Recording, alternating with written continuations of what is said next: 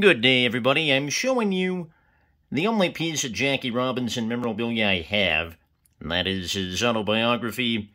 I'm not going to give away too many details about it, just the man himself summing up his struggles with segregation, his struggles with racists.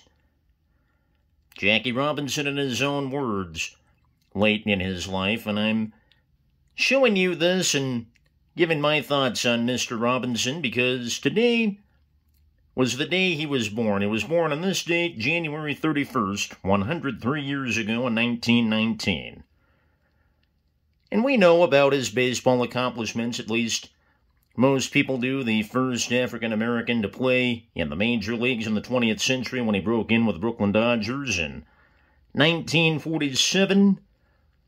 And a fine player won Rookie of the Year award in 47, an award that now bears his name. Was the National League MVP in 1949. And he played for the Dodgers for 10 seasons, and in 6 of them, the Dodgers went to the World Series. And finally broke through and won the series, the only time the Dodgers ever won the World Series in Brooklyn in 1955.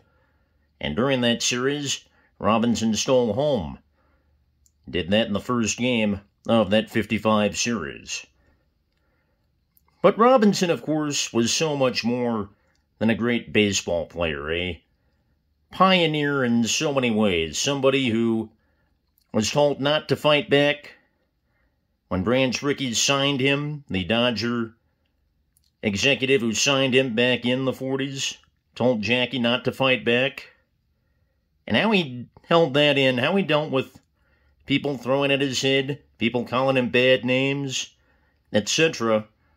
How Jackie dealt with that, I'll certainly never know.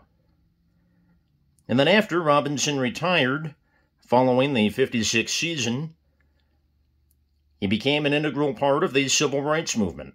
Became good friends with a guy whose birthday we just celebrated a couple weeks ago as a federal holiday, Dr. Martin Luther King Jr.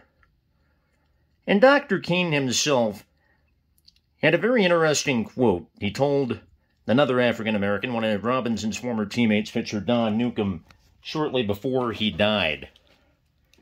And King said, "You'll never know how easy you and Jackie and Doby, Larry Doby, the first African-American to play in the American League, and Campy, Roy Campanella, another African-American teammate of Robinson, made it for me to do my job by what you did on the baseball field." And that was Dr. Martin Luther King to Don Newcomb shortly before King's life was tragically cut short in '68.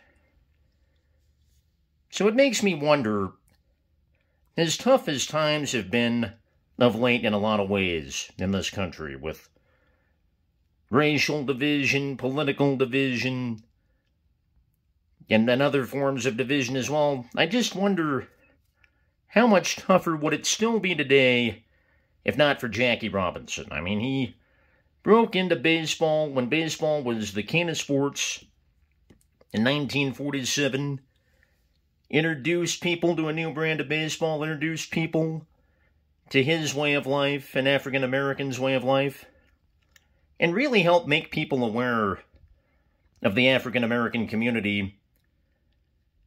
And without him, I just wonder, how different would life be today?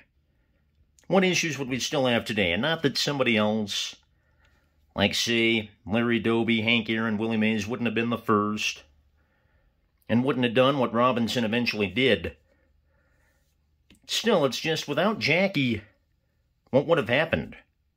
What would the country be like today? Just something I've thought about down through the years, and he is certainly, Jackie Robinson, certainly an idol of mine, even though he died prematurely at the age of 53 in 1972, I think in part because of the grief he put up with as a baseball player in most of his life.